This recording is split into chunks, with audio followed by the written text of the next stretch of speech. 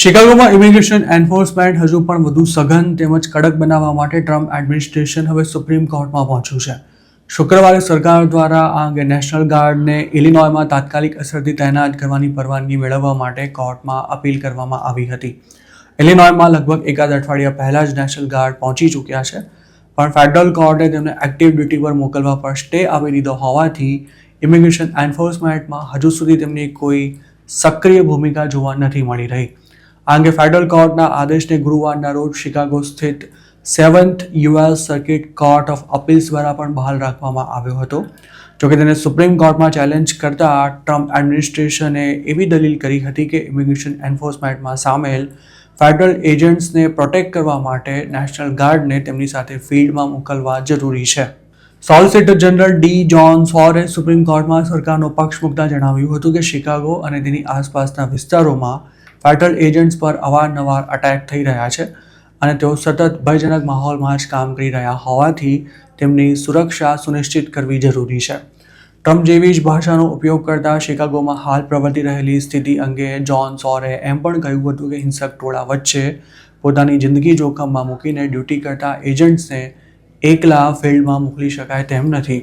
શિકાગોમાં federal agents અને public વચ્ચે ઘર્ષણ ચોક્કસ વધી રહ્યું છે, પરંતુ આ મામલે ડેમોક્રેટ્સ એવી દલીલ કરી રહ્યા છે કે શિકાગોમાં મિલિટરી સ્ટાઇલમાં ઇમિગ્રેશન એન્ફોર્સમેન્ટ કરવામાં આવી રહ્યું છે અને તેના કારણે લોકોમાં ડરનો માહોલ છે. ઇલિનોયના ગવર્નર જેબી પ્રિટ્ઝકરે તો ત્યાં સુધી કહી દીધું હતું કે પ્રોપેગેન્ડાના ભાગરૂપે ટ્રમ્પ સરકાર ભરપૂર તમાશા સાથે લોકોને અરેસ્ટ કરી રહી છે. શિકાગોના ડેમોક્રેટ્સ પહેલેથી જ નેશનલ ગાર્ડને શહેરમાં તૈનાત કરવાનો વિરોધ કરી રહ્યા છે. શહેરના મેયર બ્રેન્ડન જોન્સને આ અંગે એવું જણાવ્યું હતું કે શિકાગોને નેશનલ ગાર્ડ અને તેમની સુરક્ષાની કોઈ જરૂર નથી. શિકાગોમાં નેશનલ ગાર્ડ મોકલવા માટે ટ્રમ્પે કાયદાની અમુક જોગવાઈઓનો સ્માર્ટલી ઉપયોગ કર્યો છે, જેના હેઠળ પ્રેસિડેન્ટને ગંભીર કટોકટીના સમયે કાયદો અને વ્યવસ્થાની સ્થિતિ જળવાઈ રહે તે સુનિશ્ચિત કરવા માટે ગમે તે સ્ટેટમાં નેશનલ ગાર્ડને તૈનાત કરવાની છૂટ મળે છે. જોકે શિકાગોમાં કટોકટી જેવી કોઈ સ્થિતિ ન હોવા છતાં પણ નેશનલ ગાર્ડને ત્યાં મોકલી દેવાયા છે. લોઅર કોર્ટના જજે પણ શિકાગોમાં સ્થિતિ ગંભીર છે તેવી સરકારની દલીલને માનવાનો ઇનકાર કરી દીધો હતો. US ડિસ્ટ્રિક્ટ જજ એપ્રિલ પેરીએ આ મામલે ચુકાદો આપતી વખતે એવું કહ્યું હતું કે ઇલિનોયમાં બળવો ફાટી નીકળ્યો હોય કે પછી બીજું કોઈ જોખમ ઊભું થયું હોય તેવી હાલ કોઈ જ સ્થિતિ નથી દેખાઈ રહી. વોશિંગ્ટન ડીસીની જેમ શિકાગોમાં પણ નેશનલ ગાર્ડ ઇમિગ્રેશન એન્ફોર્સમેન્ટમાં સામેલ થશે કે નહીં તેનો નિર્ણય હવે અમેરિકાની સુપ્રીમ કોર્ટ લેવાની છે. વોશિંગ્ટન ડીસીમાં ટ્રમ્પે ક્રિમિનલ્સનો સફાયો કરવાના નામે નેશનલ ગાર્ડ ઉતારી ત્યાં ઇમિગ્રેશન એન્ફોર્સમેન્ટને સૌથી વધુ મહત્વ આપ્યું હતું અને ત્યારે નેશનલ ગાર્ડ્સે ડીસીમાં ઠેર ઠેર ચેકપોસ્ટ ઊભી કરી લોકોના વાહનો અટકાવી આઈડી ચેક કરવાનું પણ શરૂ કરી મોટાપાયે ઇલીગલ ઇમિગ્રન્ટ્સની ધરપકડ કરી હતી.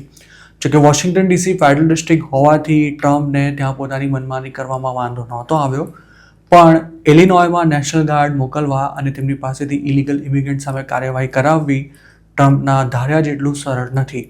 નેશનલ ગાર્ડ ઉપરાંત ઇલિનોયની કોર્ટે ફેડરલ એજન્ટ્સ માટે બોડી કેમેરા પહેરવાનું ફરજિયાત બનાવવા ઉપરાંત બ્લેન્ક વોરંટના આધારે ગમે તેની ધરપકડ ન કરવા અને કોર્ટના પ્રિમાઇસીસમાંથી કરાતી સિવિલ અરેસ્ટને અટકાવવા માટે પણ ઓર્ડર કરેલો છે.